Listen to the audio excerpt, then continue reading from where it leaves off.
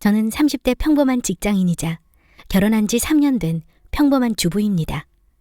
결혼하기 전 친구들이 말하기를 절대 효자는 만나지 말라고 하더라고요.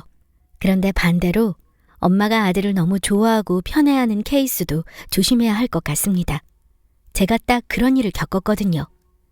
육아의 왕 오은영 박사님이 텔레비전에 나와 말씀하셨는데 육아의 최종 목표는 독립이라고 하시더라고요. 그런데 제 시모는 아들들을 전혀 독립시키지 않으셨어요. 아니, 특히 장난만 얼마나 싸고 도는지 모릅니다. 시모와 저의 고군분투 이야기 한번 들어보시겠어요? 저는 여태 살면서 인생에 고비랄 게 없었습니다. 넉넉하지는 않지만 제철 회사를 성실하게 다니시는 아버지, 항상 사랑으로 키워주셨던 어머니, 그리고 3살 차이 나는 남동생까지 내 식구가 오순도순 살았어요. 대학 졸업 후 중소기업에 취직하게 되었고 그때 회사에서 만난 옆 부서 팀장님이 지금의 남편이 되어버렸습니다. 항상 자상한 남편과의 연애는 참 행복했어요. 매일매일이 봄이었어요. 사내 연애가 이럴 때는 좋구나 싶었습니다. 그런데 평소 남편은 식사 비용을 아낀다면서 일주일에 3번 이상은 꼭 도시락을 싸왔어요. 오빠, 오늘도 도시락? 이따 팀원들이랑 같이 나가서 먹자, 오랜만에. 아, 오늘도 도시락 싸왔어. 예지 것도 싸오려고 했는데 양이 너무 부족해서. 오늘 예지는 맛있는 거 사 먹어? 우와, 근데 이게 다 뭐야? 진수성찬이다. 오빠가 싼 거야? 그래, 우리 엄마 음식 솜씨가 이 정도야. 우와, 대박인데? 소불고기, 어머, 이거 게장이야? 도시락 퀄리티 진짜 최고다. 오빠 팀이랑 우리 팀이 식사 시간이 달라서 매번 이 도시락 구경을 못했네. 와, 매번 오빠는 이렇게 멋지게 먹고 있었던 거야? 정말 어머님이 아들에 대한 사랑이 넘치시네? 그런가? 우리 형에 대한 사랑일걸? 응? 아, 형 것도 싸주시는구나? 엄연히 말하면 사실 형 도시락이야. 형이 자주 야근하는데 형 준다고 이렇게 싸주시거든. 그런데 형은 안 가지고 가. 엄마 속상할까봐 내가 대신 가지고 나오는 거야. 형이 부탁했거든. 뭐 나야 도시락 먹고 좋지. 그런 거야? 그래, 뭐 누가 먹든 간에 먹으면 됐지. 그때까지도 잘 몰랐습니다. 시모가 장남에 대한 집착과 사랑이 어느 정도인지, 게다가 그 안에서 남편이 받는 소외감과 외로움이 상당하다는 사실도 전혀 눈치채지 못했습니다. 그리고 시간이 흐르고 저희는 자연스레 결혼을 하게 되었어요. 항상 믿음으로 저를 대해주었던 남편은 최고의 신랑감이었습니다. 그런데 문제가 하나 있었죠. 바로 신혼집이었습니다. 요즘 대출을 끼고 집 사는 게 당연한 거라 그건 감안했지만 기본적으로 회사 근처에 집을 마련하기엔 너무 무리가 있었어요. 게다가 오빠는 대학원까지 나와서 좀 늦게 취업을 한 상황이라 저랑 비슷하게 돈을 모았습니다. 저 역시 2년 동안 동생 학자금 대출 갚아주는데 보탬을 준 상황이라 그리 넉넉하지는 않았죠. 결혼을 미루기엔 서로 사랑했기 때문에 연애 2년 차에 집 문제로 상황이 꼬이기 시작했습니다. 그래서 저희는 각자 집에 가서 솔직하게 사정을 말씀드리고 조언을 구해야겠다고 생각했어요. 결국 오빠와 저는 상견례를 좀 서둘러 진행하게 되었죠. 생전 처음으로 상견례를 한다고 생각하니 정말 떨리고 긴장되었습니다. 가장 깔끔하고 이쁜 옷을 입고 화장도 너무 진하지 않게 했어요. 오빠와 저는 두 집의 가운데 적당한 곳에 위치를 잡아 괜찮은 한정식 집을 예약했습니다. 그리고 드디어 그날이 왔어요. 저희 집은 4식구 모두가 나왔고 오빠네 식구들은 어머님, 형님분 그리고 오빠까지 3식구가 나왔습니다. 일찍이 오빠 아버님은 지병으로 돌아가셨어요. 그렇게 어색한 식사가 끝나고 본격적인 결혼 이야기를 하게 되었죠. 아이고, 기병이가 참 착실하고 성실해요, 사부인. 정말 아드님 잘 키우신 것 같아요. 그래요? 네, 착한 거 빼고는 별거 없어요. 왜요? 착한 마음 가지고 있다는 게 얼마나 대단한 건데요. 정말 안심이에요. 우리 예지 부족한 게 많은데 많이 살펴주세요. 네네, 알아서 하겠죠 뭐. 근데 지난번에 집에 한번 놀러 왔는데 설거지 같은 건 집에서 안 시키시나 봐요? 네? 아니요, 가끔 예지 시키죠. 왜요? 근데 살림이 미리 많이 시키기 싫어서 안 배운 게 더 많아요. 아, 어쩐지. 안 그래도 설거지를 시켰는데 물을 뚝뚝 흘리면서 하더라고요. 제가 가르쳐야죠 뭐. 제대로 살림을 할 수 있을지 저도 걱정이 되더라고요. 그리고 집안 청소는 자자, 엄마, 그만해요. 오빠는 아슬아슬한 시모의 대화를 가까스로 중단했습니다. 순간 분위기가 정말 싸해졌어요. 평소 저희 아버지는 얌전하고 신중한 편이셔서 모든 대화를 듣고 계시다가 드디어 집 이야기를 꺼내셨습니다. 그럼 우리 아이들 집은 어떻게 하는 게 좋을까요? 상견례자리라 편하게 이야기하려고 했는데 아이들 연애도 오래되었고 어차피 시킬 거면 저는 빨리 시키고 싶어서요. 집이요? 아, 맞다. 내 정신 좀 봐. 안 그래도 그 이야기 드리려고 했는데 사실 우리 장남이 곧 결혼을 해요. 아무리 그래도 첫째가 결혼 먼저 가는 게 맞지 않을까요? 그래서 첫째 먼저 가고 보내야 할 것 같아요. 아무래도 둘째는 내년쯤 생각하고 있어요. 괜찮겠죠? 형 결혼해? 여자친구 있어? 어머, 넌 동생이 돼서 그것도 몰랐니? 응, 나 결혼할 여자 생겼어. 줄곧 침묵을 지키던 기병 오빠네 형이 고백하듯이 이야기를 했습니다. 가족끼리 그런 것도 서로 공유를 안 했나 싶더라고요. 특히 저희 기병 오빠만 모르고 있던 눈치였습니다. 이상하게 오빠만 소외당하는 느낌이 들었어요. 암튼 저희도 그리 넉넉하지가 않아요. 방금 들으셨겠지만 그래서 말인데 제가 장남 결혼은 먼저 보내야 둘째 기병이를 보내든 말든 할 것 같습니다. 집 문제도 마찬가지고요. 어떻게 들리실지 모르겠지만 저는 결혼은 자기들끼리 알아서 하는 거라 생각해요. 애들 여태 모은 거랑 대출 끼면 뭐 작은 오피스텔 정도는 들어갈 수 있겠죠. 남편 쪽에서 집 해야 한다는 그런 편견 버려주셨으면 합니다. 기병 어머님, 그게 무슨 말이세요? 저희가 언제 남자가 집을 다 해야 한다고 했나요? 오해하셨네요. 아니, 솔직해지세요.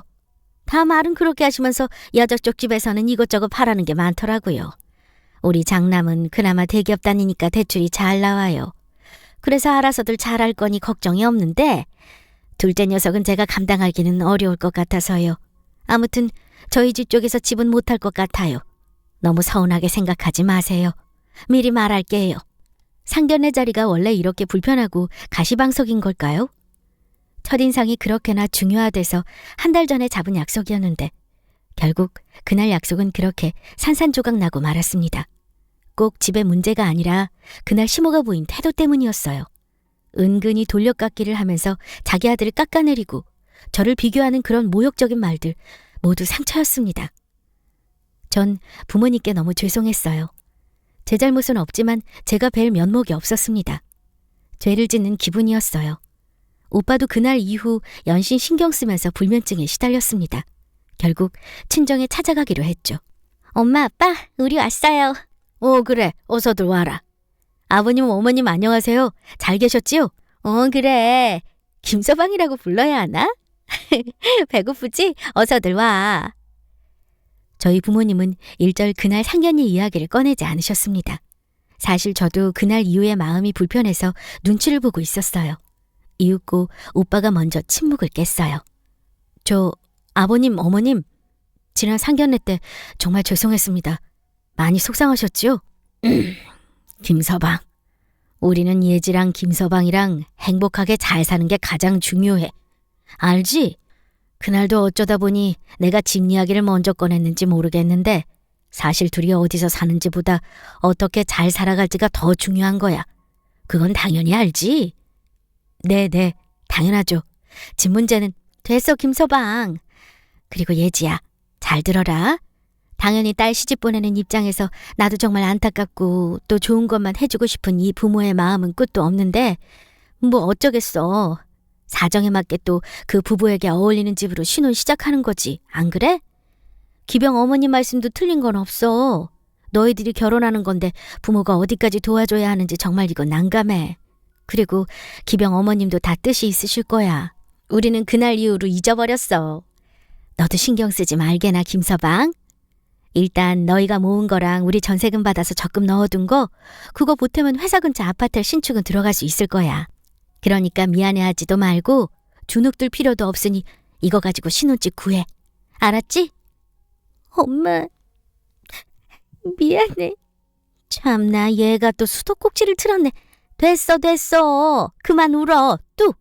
우리가 지금 집이 없어서 갈 곳이 없는 것도 아니고 동생 이제 학자금 대출도 다 갚았고 너도 그동안 동생 학자금 대출 때문에 힘들었잖아. 너가 고생한 거 다 아는데 이 정도는 받아도 돼. 그리고 김서방도 너무 불편해하지 말고 대신 어머니께는 이야기하지 마. 아휴, 어머님, 정말 죄송하고 또 감사합니다. 어머니께 모두 말씀드려. 아니야. 그러지 마. 부모 마음이 그렇지 않다니까. 뭐 엄청 큰 돈 주는 것도 아닌데 뭐 일단 쉬쉬해. 알았지? 너희가 잘 살고 집값도 오르고 그러면 우리한테 맛있는 소고기나 사줘. 엄마, 소고기가 뭐가 문제야? 내가 자동차 한 대는 뽑아줄게. 뭐? 이 엄마 면허도 없어. 다행히 저희는 친정의 사랑과 관심 덕분에 신혼집 준비를 잘 시작할 수 있었습니다. 엄마 약속대로 좋은 게 좋은 거라는 생각에 굳이 시모에게 이 사실을 알리진 않았어요. 분명 또 괜한 딴지를 거실 것 같았습니다. 모르는 게 약이라는 말이 있잖아요. 딱 그런 느낌이었습니다. 그리고 시간이 흘러 기병이 오빠 형도 결혼할 때가 되었어요. 시모가 그렇게 장남하는 데는 이유가 있었습니다. 기본적으로 시아주버님은 큰 문제 없이 대학교를 졸업해 바로 대기업에 들어갔어요. 그리고 워낙 머리가 어릴 때부터 명석하셔서 지금 따로 사업체도 하나 운영 중이라고 하셨습니다. 그래서인지 시모가 그렇게 이뻐했다고 오빠에게 전해 들었습니다. 그놈의 장남. 첫째 형만 이뻐해서 기병이 오빠가 학창시절 내내 형에 대한 열등감이 있었다고 했습니다. 그런데 정말이지 그 현장을 보니까 입이 벌어지더라고요. 하루는 시아주버님이 곧 결혼을 앞두고 있어 결혼할 여자분, 그러니까 저에게 형님이 되실 분을 처음으로 만난 적이 있었어요. 결혼할 여자분은 발레리나를 하시다가 지금은 결혼을 앞두고 그만둔 상태라고 하셨습니다. 새초롬하게 생긴 여자분이셨는데 누가 봐도 서울 깍쟁이처럼 생겼더라고요. 안녕하세요. 저는 기병 오빠 여자친구 김예지라고 해요. 반갑습니다. 안녕하세요. 축하드려요. 이제 곧 결혼하신다고요. 이제 저희 가족이네요. 저희도 내년에 할 것 같아요. 아, 네. 참 퉁명스러운 말투가 마음에 안 들었어요.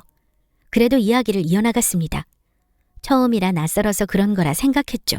근데 요즘 저희도 신혼집 알아보느라 정말 죽겠어요. 정말 집값이 난리도 아니더라고요. 신혼집은 어디로 생각 중이세요? 기병 씨가 이야기 안 해요? 네? 어떤 이야기요?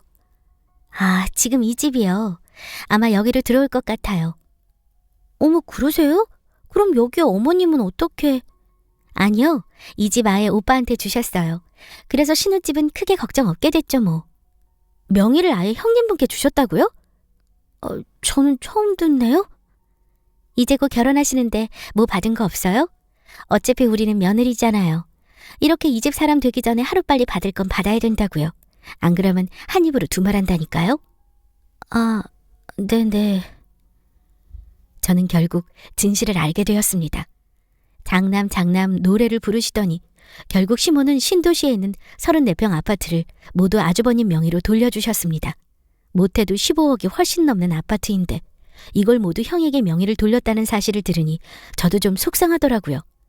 결혼할 때 아무것도 받을 생각하지 말라던 시모의 목소리가 생생하게 생각났기 때문이었습니다. 분명 아무것도 못해준다고 하셨는데 갑자기 형에게만 이 집을 모두 넘겨주었다는 게 순간 답답하고 화가 났어요. 저는 궁금한 건 못 참는 성격이라 다 함께 모인 자리에서 자초지정을 물어봤습니다. 어머님, 궁금한 게 있는데요. 혹시 이 집 파셨어요? 네가 그걸 어떻게 아냐? 그리고 팔든 말든 무슨 상관이야? 아, 형님하고 말하다가 들었는데 이 집 아주버님 앞으로 해주셨다고 해서요. 그래, 내가 우리 장남한테 돌렸는데 왜? 남자가 그래도 집은 해야 하지 않겠니? 물론 어머님께서 알아서 하실 문제죠. 그런데 저희도 곧 6개월 뒤면 결혼할 텐데 저번 상견례 때는 전혀 도와주실 수 있는 상황이 아니라고 하시지 않으셨어요? 그래, 기병이 도와주기는 좀 어렵다는 거였지. 아니, 그럼 아주버님은 도와주실 수 있고요? 안 그래도 오빠한테 물어보니 이 사실 아예 모르고 있던데 아무리 그래도 기병 오빠랑 상의를 하셨어야 하는 거 아닌가요? 저희 안 그래도 집 때문에 정말 고민하고 있던 거 아시잖아요. 참나, 너 감 내놓아 배 놓아라. 지금 이러는 거냐? 아니요. 오해하지 마세요. 이렇게 큰 집을 받으신다고 하셔서 어떻게 된 건지 여쭤보려고요. 그리고 또 저희도 결혼을 앞두고 있는 상황이니까요. 그래, 너 말 잘했다. 야, 김기병. 이 집 형한테 주기로 했다. 괜찮지? 어머님은 이런 중요한 문제를 이제야 그것도 모두 있는 자리에서 통보하셨어요. 정말이지 기병 오빠를 너무 무시하셨습니다. 평소 그래도 형을 챙기고 어머니께 효자였던 오빠는 정말 이번에는 좀 달랐어요. 그래, 마음대로 하세요. 어차피 내 이야기는 처음부터 들을 생각 없었잖아요. 엄마, 옛날부터 늘 그랬잖아요. 엄마는 모든 형부터, 형한테 양보해라, 형부터 챙겨라, 형보다 나은 것도 없는 놈이 뭐하러 대학원을 가냐. 그러면서 늘 형부터 챙겼어요. 그래도 이런 중요한 문제는 미리 이야기했어야 하는 거 아니에요? 야, 너 지금 배 아파서 그러냐? 엄마한테 지금 무슨 말버릇이야? 질세라 아주버님이 끼어드셨습니다. 형도 그러는 거 아니야. 형이 이 집을 받든 말든 그래. 솔직히 나도 결혼 앞두고 있는 마당에 나도 이 집 욕심나는 건 맞아. 그런데 형이 받게 되었다고 해도 내가 안 된다고 말릴 생각도 없어. 다만 이런 문제는 같이 상의하거나 미리 이야기해줬어야 하는 거 아니야? 너한테 말하면 뭐가 달라지는데? 너는 너 형편 맞춰 사는 거고 나나 형수는 워낙 직장도 강남 쪽이고 네 형수 강남에서만 살아서 절대 지방으로는 못 내려간단 말이야. 우리가 그럼 내려가냐? 수준에 맞게 살아야 할 거 아니야. 정말 기가 차고 어이가 없었습니다. 아주버님도 참 말을 싸가지 없게 하시더라고요. 저는 사실 이 집을 받고 싶어서 이 이야기를 꺼낸 게 아니었습니다. 15억이나 넘는 엄청난 집을 그것도 형의 명의로 받게 되었는데 동생인 기병이 오빠가 이 사실을 전혀 모르고 있었다는 게 화가 나서 말을 할 수밖에 없었어요. 몬과 오빠는 매번 가족의 중요한 일을 모르는 것 같았습니다. 저라도 이 부분을 이야기해야 한다고 생각했어요. 얘들아, 시끄럽다. 그리고 너 김기병, 형한테 아파트 준 거 미리 말 못한 건 미안한데 그걸 굳이 왜 말해야 하나 싶었다. 너희 사는 그 수준이라는 게 있잖아. 근데 형은 대기업 다니고 사업도 하잖냐. 게다가 형수는 국립 발레리나 출신이고 다들 그 수준에 맞게 살아야 하잖아. 형 말이 틀린 게 하나도 없구만. 안 그래? 암튼 그래서 이 집은 너희보다는 형한테 더 어울려서 주기로 했어. 너무 서운하게 생각 말아라. 형한테 이 정도 양보 못하니? 엄마, 그래도 이건 나한테 상의를 해야 하는 거 아니에요? 지금 예지도 이런 이야기를 이렇게 전해 들으면 기분 나쁘지 않겠어요? 참나, 그걸 얘한테 뭘 이야기를 하고 앉았니? 그리고 전해 들으면 뭐? 그리고 나 어차피 여기서 같이 살 거야. 그냥 준 게 아니라 같이 사는 조건이었다고. 예지, 너 나랑 같이 살 거야? 그럴 수 있어? 아, 그건... 거봐, 이래서 내가 장남장남 하는 거야. 내가 달리 그래? 기병이 너도 그래. 예지 데리고 와서 결혼한다고 했을 때 내가 솔직히 이제 와서 말하는 거지만 참 너랑 비슷한 여자를 골랐구나 싶었어. 어쩜 너는 여자 보는 눈이 없니? 엄마, 그만하세요. 예지 이제 우리 집안 사람이에요. 저 여태 무시하는 건 참았지만 예지 무시하는 건 절대 못 참아요. 어머, 참나. 너 지금 애미 앞에서 네 마누라 편드는 거냐? 늘 이런 식이었어요. 항상요. 제가 학교에서 억울하게 선생님한테 혼나고 온 날, 그날 엄마는 끝까지 학교 찾아와서 제가 무슨 잘못한 것 마냥 그러셨어요. 제 이야기는 한 번도 들어보지도 않고요. 항상 엄마는 형 편, 나의 편이었어요. 제가 왜 대학원을 갔는지 알아요? 형 대학 보내야 한다고. 장남만 가면 되지 뭐 둘째까지 굳이 대학 가냐면서 바로 취업하라고 하셨잖아요. 그래서 바로 취업했고요. 그때까진 몰랐어요. 제가 공부를 하고 싶어 한다는 걸요. 그래서 그때 못 배운 게 한이 돼서 제가 돈 모아서 그렇게 대학원 다녔던 거예요. 저도 꿈이 있고 아들로서 또 가족으로서 함께 상의하고 이야기 전달받아야 한다고 생각해요. 저도 이 집 30년 넘게 살았어요. 그런데 이 집을 저한테 아무런 말씀도 없이 형한테 명의를 넘겨주신다고요? 전 지금 엄마의 이런 태도에 문제가 있다는 거예요. 항상 늘 집안에 큰 문제가 있거나 꼭 알아야 하는 일을 전 모르고 있더라고요. 그런데도 제가 가족이라고요? 제가 아들이라고요? 결혼은 어차피 저희 스몰 웨딩으로 할 거예요. 그리고 전셋집도 저희 힘으로 구했으니까 걱정 마세요. 결혼 전에 다시 연락드릴 테니까 그때까지는 잠깐 거리를 두는 게 좋겠어요. 저희 이만 갈게요. 가자, 예지야. 오빠, 그냥 가면 어떡해. 그래, 전셋집을 구했어? 거봐, 어떻게든 되잖니. 다행이네. 이 집 형한테 주고 너희는 전세로 좀 살다가 돈 모아서 이사 가면 되지. 안 그래? 그 집도 예진의 어머니가... 쉿! 오빠, 그만. 말하지 마. 왜 이래? 뭐? 예진의 엄마가 뭐? 왜 또 그 양반 뭐라고 하디? 말이 안 통하니까 그냥 갈게요. 아이고, 저놈의 자식. 내가 잘못 키웠지. 저러니까 내가 무슨 말을 못하지. 지복을 발로 차는 거지 뭐. 아이고. 그렇게 한바탕 난리를 만났습니다. 왜 시모는 오빠를 싫어하는 걸까 싶었어요. 상처받은 오빠의 마음을 어떻게 풀어줘야 할지 정말 난감하고 걱정되었습니다. 게다가 오빠는 저희 전셋집에 대한 비밀을 말하려다가 말았어요. 그 상황에서 그런 이야기까지 했다면 진짜 큰 싸움이 될 뻔했으니 다행이라 생각했습니다. 그런데 문제는 다름 아닌 형수님이었습니다. 그 발레리나 형수 말이죠. 서울 깍쟁이라고 생각했는데 확실히 맞았습니다. 제가 사람 관상을 좀 보는 눈이 있거든요. 사실 그 전부터 발레리나 형수는 뭔가 이상한 전조 증상이 있었어요. 결혼하고 집들이 겸 제가 놀러 간 적이 있어요. 오빠도 어머님과 그렇게 거리두기를 하고 있는데 저도 그렇게 지내면 영영 시댁과 멀어질 것 같았습니다. 그래서 나름 노력했죠. 그런데 집에 들어갔더니 그 넓은 집이 완전 엉망진창이 되어 있었어요. 어머님, 저 왔어요. 형님, 계세요? 문 열어줄게, 잠깐만. 그렇게 문 앞에서 한 5분은 기다린 것 같아요. 이윽고 문이 열렸고 들어가 보니 집이 난장판이 되어 있었습니다. 그 5분 사이에 치웠다고 해도 평소 청소를 안 한 티는 그대로 보이더라고요. 아, 형님, 어머님은요? 잠깐 나가셨어. 여기 앞에 빵집 생겼더라고. 오면서 봤어? 거기 앙버터 빵이 그렇게 맛있대.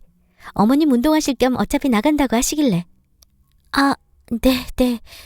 근데 어머님 원래 다리 아프셔서 요즘은 운동 안 하시지 않아요? 무릎 관절 때문에 안 그래도 병원에서 무리하지 말라고 하던데. 아파트 좋다는 게 뭐야. 다 어차피 엘리베이터 있잖아? 그리고 무리하시지 말라는 거지. 아예 움직이지 말랬나? 그렇게라도 조금씩 움직이셔야지. 하루 종일 텔레비전만 보니까 더 안 좋아지는 거야.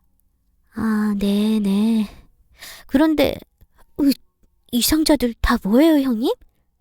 이거? 나 이번에 인터넷 쇼핑몰을 좀 열까 생각 중이야. 그래서 이것저것 시장 조사 좀 해야 해서 좀 시켰어. 아니, 장바구니에 담아두면 금방 사라질까 봐 난 불안해서 못 살겠더라. 뭐 어때? 남편이 돈 잘 벌어오니까 이러라고 내가 심어 모시고 사는 거 아니겠어? 이런 자유도 없으면 어째. 자기는 좋겠다. 뭐 전셋집, 뭐 여기에 비하면 작은 집이지만 그래도 마음 편하잖아. 집값 오르니 내리니 이런 거 신경 쓸 필요도 없고. 여기는 청소하려면 그냥 날 잡고 하는 게 나아. 하긴 그래도 명의 바꾸고 난 뒤에 집값 2천만 원 오르긴 했더라. 아, 네. 근데 어머님 진짜 깔끔하신 성격이신데 한 소리 안 들으셨어요? 어머? 한 소리를 내가 왜 들어? 자기야, 이제 시대가 달라졌어. 어디서 시모가 며느리한테 큰 소리 쳐. 그럼 밥도 못 얻어먹어. 정말 찰떡선이를 밥 말아먹은 여자였습니다. 발레리나는 해떠가면서 온갖 깔끔 교양을 떨었지만 평소 집에서 지내는 꼴은 모두 거짓이었어요. 나이가 70이 다 되어가시는 시모에게 할 소리인가 싶었죠. 이윽고 어머님은 빵봉지를 들고 들어오셨습니다. 왔냐? 밥은 먹었냐? 어머님 잘 계셨어요? 기병이 녀석은 잘 지내냐? 그 녀석 그렇게 하고 어쩜 전화 한 번 없냐? 오빠도 신경 많이 쓰고 있어요. 제가 날 잡아서 오빠 데리고 한번 올게요. 자기야, 나 집에 손님 오는 거 딱 싫은데. 그럼 그날은 나가서 맛있는 거 먹자. 외식하자. 얘, 기병이가 무슨 손님이니? 그리고 지금 내 다리 안 보이냐? 안 그래도 무릎 때문에 힘든데 한 달은 꼼짝하지 말라고 했단 말이다. 뭐 외식은 할 수 있다만 그렇게 하루 매일매일 매번 시켜 먹고 다 안 먹고 버리고 이제 그만해야 하지 않아? 말이 나와서 말인데 너 이제 택배 배송? 그런 것도 좀 줄여라. 어머님, 이건 저의 자유예요. 그리고 외식이 왜 문제죠? 맛있는 음식을 적당한 돈 내고 편하게 사 먹는다는데 무슨 문제가 있죠? 요즘 집에서 만들어 먹는 게 돈 더 들어요, 어머님. 너 결혼하고 남편한테 따뜻한 밥 한 끼라도 해준 적이 있냐 없냐? 제가 그걸 왜 해주나요? 안 그래도 오빠 회사 구내식당 워낙 유명해서 조식부터 야식까지 풀코스로 호텔처럼 나오는데 제가 굳이 그걸 왜 해요? 오빠 그리고 외식 좋아해요. 예, 외식 좋아해요는 뭐니? 지금 그 말이 아니잖아. 너가 아내가 돼서 바깥이라는 남편한테 따뜻한 밥 한 끼 해주라는 건데 이게 무슨 말인지 모르겠니? 넌 게다가 일도 안 하는데 집에서 무슨 돈을 그렇게 쓰니? 쇼핑몰? 그거 한다고? 그거 한다고 한 지가 지금 벌써 6개월이 넘었어. 난 너가 그거 준비한다고 핑계대면서 그냥 쇼핑만 잔뜩 하는 것 같은데 내 말이 틀리냐? 참, 어머님, 저 지금 무시하시는 거예요? 이게 제대로 준비해서 오픈해야지 인기를 팍 끄는 거예요. 다 일에도 순서가 있다고요. 예, 어쨌든 과소비는 안 좋아. 지금 집에 이 택배 상자들 좀 봐라. 뜯지도 않은 게 똑같은 게 색깔별로 이게 무슨 일이냐. 아무튼 알겠다. 너 뭐 좋아라 하는 일이니 적당히만 해라. 나는 너 걱정돼서 하는 소리였다. 괜히 기석이한테 말하지 말아라. 너 핀잔 줬다고 또 뭐라 할라. 진짜 짜증나게. 제 일 신경 쓰지 마세요. 어머님이랑 같이 사는 거지만 엄연히 개인적인 프라이버시가 있어요. 저 근처 친구랑 선약이 있어서 저녁 먹고 들어올게요. 오빠 야근하고 밥 먹고 온다고 했으니 어머님은 알아서 챙겨주세요. 동서, 다음에 봐. 누가 봐도 어른에게 대드는 모양새가 좋아 보이진 않았습니다. 아니, 아주 싸가지였어요, 진짜. 시모에게 측은지심이 들 정도였으니까요. 그런데 제가 측은지심을 느낀 지 1분도 안 돼서 그 마음이 싹 사라지게 만들어주었어요. 역시 사람은 변하지 않았습니다.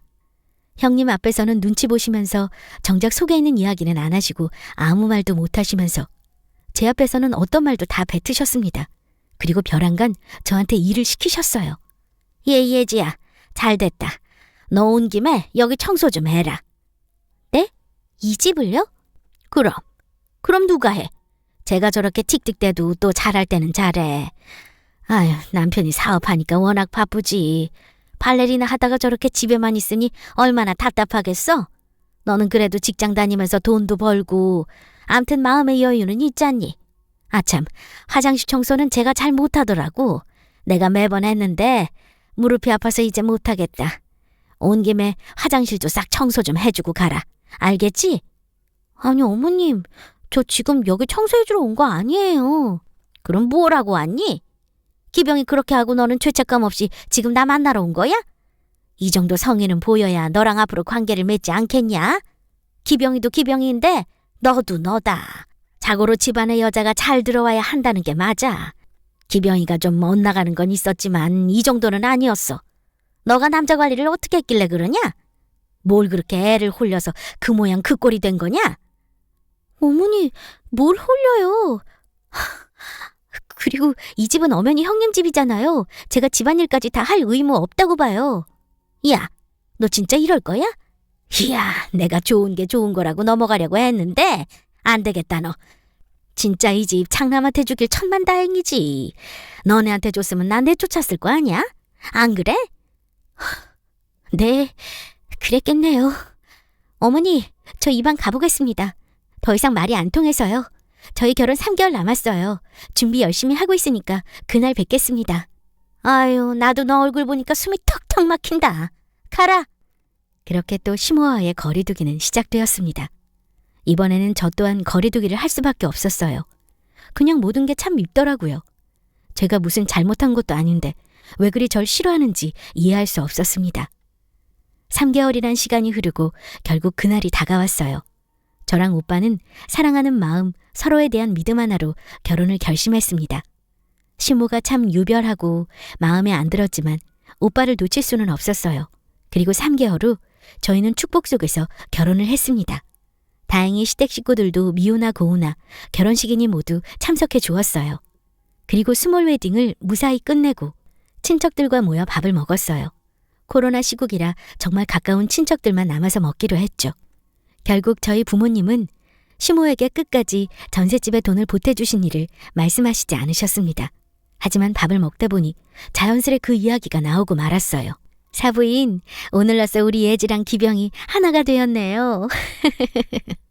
네, 뭐. 아이들 집 문제는 걱정 마시고 우리 예지 이뻐만 해주세요. 부족하지만 착하게 알려주시면 잘 따라갈 거예요. 애들 집이요? 전 걱정 안 해요. 알아서들 잘하겠죠. 안 그래도 아파트? 아파텔? 거기 들어간다고 하던데. 맞아요. 성도 쪽에 아파텔이라고 해서 요즘 잘 되어 있어요.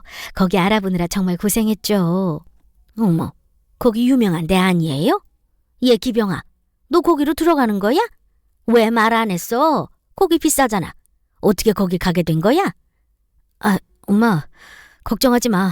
우리가 잘 해결했어. 이상한데? 거기 못해도 5억이야. 너희 사정 내가 뻔히 아는데 너는 중소기업 다녀서 대출 아무리 땡겨도 모자랄 텐데 어떻게 그 집을 마련했대? 너희 로또라도 했냐?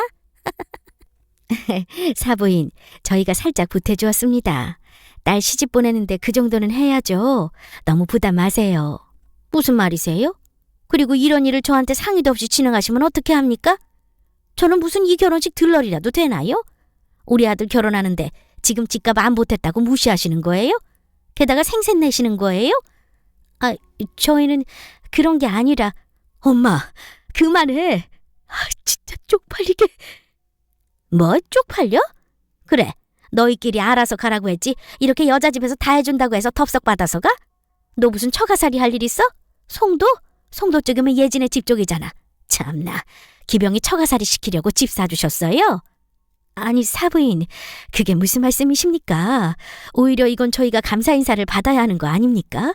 저희도 없는 살림이지만 아이들 집 때문에 너무 고생하길래 어렵게 모아놓은 전셋집 팔아서 남은 돈 좀 보태줬습니다. 그때 상견례 때도 말씀하셨듯이 저 역시 사정이 되는 집에서 아이들 도울 수 있다면 그렇게 하자고 생각했고요. 미리 말씀 못 드린 건 신경 쓰일까 봐, 또 괜히 기분 나쁘실까 봐 그랬습니다.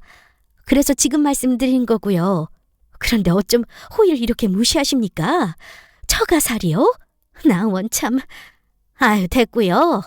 처음에는 말들은 그렇게 아십니다. 그런데 결국엔 이거 해라 저거 해라 하면서 그렇게 사위를 이용하더라고요. 암튼 집은 해결됐다고 하니 참 다행인데 그래도 이러는 거 아닙니다. 같이 결혼시키는 건데 이렇게 혼자 생색내시는 게 어딨나요? 어머님, 그게 아니라 저희가 말씀 못 드린 이유는 예지야, 됐다. 너도 참 서운하다. 그렇게 어머님 하면서 따르더니 뒤에서는 다 자기 실리를 따지고 있었구나. 이렇게 시험이 무시하면 안 된다 너도. 엄마 그만 좀 해. 네, 맞습니다. 결혼식 날까지도 그 난리가 났습니다. 정말 눈물이 펑펑 났어요. 그날 원래 일정대로라면 가족들끼리는 남아서 이브 행사를 진행하고 밥을 좀 더 먹고 가려고 했는데 그 행사는 어쩔 수 없이 취소되고 말았습니다. 모두 밥도 제대로 먹지 못하고 그 자리를 황급히 떠나야 했어요. 누구 하나 체하지 않은 게 이상할 정도였습니다. 전쟁 같은 결혼식이 끝나고 저희는 송도 아파트에 드디어 입주를 하게 되었어요. 1년밖에 안 된 신축이라 아파트가 참 깔끔하고 좋았습니다. 정말 부모님께는 너무 죄송하고 또 감사했어요. 다행히 집이 멀지 않아서 주말마다 오빠랑 함께 자주 놀러 갔습니다. 오빠는 한없이 따뜻하고 좋은 사람이라 저희 부모님께도 참 잘했어요. 말동무가 되어드리고 맛있는 요리를 직접 해서 선보이기도 했습니다. 다행히 오빠 덕분에 친정 부모님도 마음을 열고 저희의 결혼을 인정해 주셨어요. 저도 정말 행복했습니다. 시모 집은 명절 행사 아니면 크게 갈 일이 없으니 그냥 없는 셈 치고 살아야겠다고 생각했어요. 그런데 불쑥 시모가 어느 날 신혼집에 찾아오셨습니다. 예, 여기 35층까지 있는 거 맞지? 이야, 진짜 크고 좋다. 역시 신축이야. 아, 네네. 그런데 어머님 무슨 일이세요? 내 아들 집도 놀러 보더니? 이제 결혼한 지 한 달 된 거지? 그래, 잘 해놓고 사네. 지금은 이렇게 꾸미고 살 텐데 앞으로 너 아기 낳고 그러면 또 달라진다. 그러니까 너무 깔끔 떨고 그러진 마라. 아, 어머님. 아기 문제는 결혼 전부터 말씀드렸잖아요. 오빠와 저는 낳지 않기로 합의를 봤거든요. 예, 기병이가 너 때문에 그렇게 합의 본 거지. 안 그래? 너가 오죽 싫어하니까.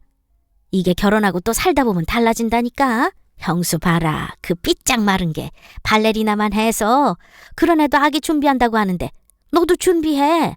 자식이 있어야 무시 안 당해. 어머님은 줄곧 아기를 강요하셨습니다. 어머님의 마음은 백번 천번 공감하지만 이걸 며느리에게 강요할 수 있는 건 아니라고 생각했어요. 그리고 오빠와 합의를 보고 결혼했고 어머님께도 결혼 전부터 말씀드렸던 거라 이해해 주실 거라 믿었는데 아니었습니다. 정말 속상하더라고요.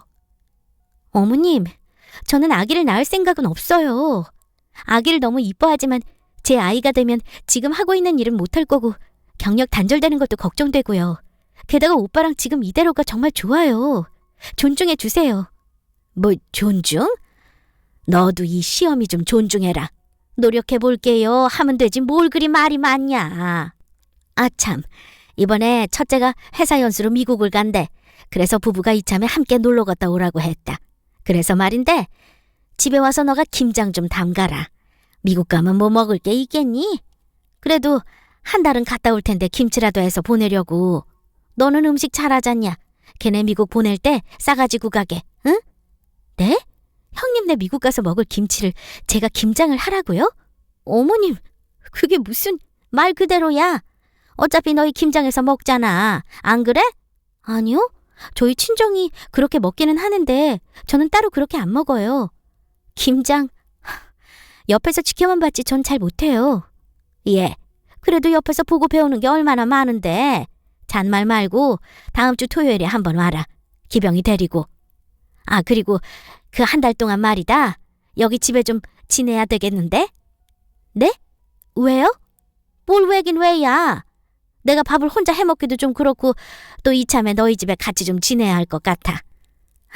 아들 봐서 참고 살라고 했는데 영 안 되겠어. 청소도 제대로 안 하고 아주 그냥. 근데 뭐 내가 첫째 며느리 그렇다고 잡을 일이 있냐? 걔네도 나한테 송도 가서 지내라고 하더라.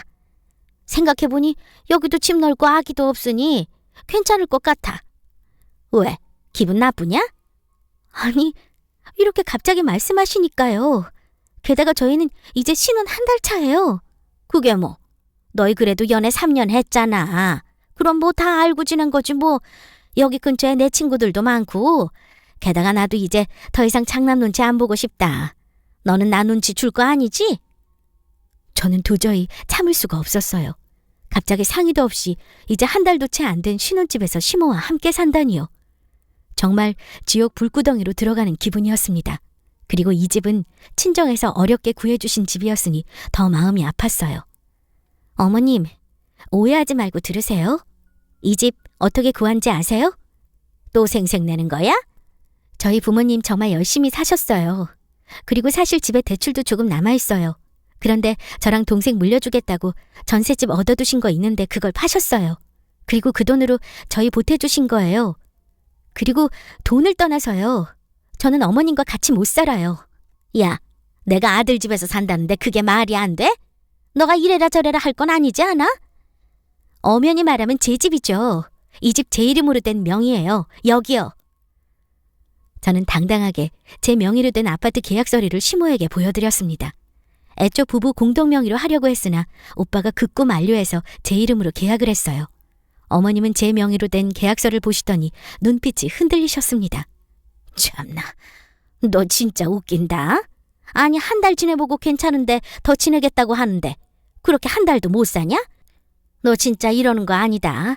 내가 이렇게 될 줄 알았으면 기병이 결혼 더 뜯어말렸어야 했는데. 어머님, 기병이 이제 어머님 자식이기도 하지만 제 남편이에요. 그동안 오빠가 겪은 일 다 들었어요. 정말 외롭게 지냈더라고요. 그런데 제가 오빠한테 미안해서라도 전 어머님과 같이 못 살아요. 아니, 제가 말릴 거예요. 그동안 오빠 너무 상처받았어요. 이제 그만해주세요. 그리고 첫째, 그렇게 좋아하시는 장남, 아주버님 집에 가서 사세요. 한평생 아주버님만 아끼고 좋아하셨는데 이제 와서 어머님을 내쫓는 게 말이나 되나요? 명의도 아주버님께 드렸는데 그 고마움을 모르시는 거겠죠? 어머님 장남 하시더니 진짜 엄마에 대한 고마움을 모르는 것 같네요. 제 말이 틀렸나요? 그리고 마침 집에 택배가 왔다는 초인종 소리가 울렸습니다. 택배를 받고선 그 열린 문 사이로 어머님을 쫓아냈어요. 안 그랬다가는 그 잔소리를 하루 종일 듣고 있어야 했습니다. 어쩔 수 없었죠. 어머님 멀리 못 나가요. 무릎 안 좋으시니까 엘리베이터 꼭 타시고요. 김장 그거 첫째 며느리 시키세요. 택배 좋아하니까 김치 맛있는 사이즈 잘 알겠죠 뭐. 택배 시키시면 되겠네요. 야 김예지, 너 야! 저는 현관문을 세차게 닫아버렸습니다. 정말 후련하더라고요. 시모는 복도에서 쩌렁쩌렁 소리 지르며 제 욕을 하고 문을 두드리는데 저는 개무시를 했어요. 그동안 오빠가 받은 서름을 생각하니 눈물도 안 나왔습니다. 그리고 정말 통쾌했어요. 그 후 시모는 어떻게 됐냐고요? 아주버님과 형님은 한 달 후 미국에서 돌아왔고 시모는 그 집에서 아주 눈칫밥을 먹으며 지금도 살고 있습니다. 여전히 발레리나 며느리는 택배를 주구장창 시키고 있고요. 쇼핑몰 오픈은 아직도 감감무소식입니다. 여러분도 말도 안 되는 이유로 무시받고 상처받은 적 있나요? 그럼 절대 참지 마세요. 참는다고 해결되는 게 아닙니다. 내가 어떤 상황인지 감정을 말하지 않으면 상대방은 절대 알지 못해요. 시어머니는 그 이후로 가끔 송도집에 놀러 오세요. 그리고 그날 이후로 자기도 민망하셨는지 제 눈치를 살피셨습니다. 저는 이제 할 말은 하는 며느리로 이미지를 만들었어요. 옛말에 작은 고추가 맵다라는 말 아시죠? 여러분도 이건 아니다, 부당하다 싶은 건 더 이상 참지 말고 말하세요. 그게 본인을 진짜 사랑하는 방법입니다. 지금까지 제 이야기 들어주셔서 감사합니다.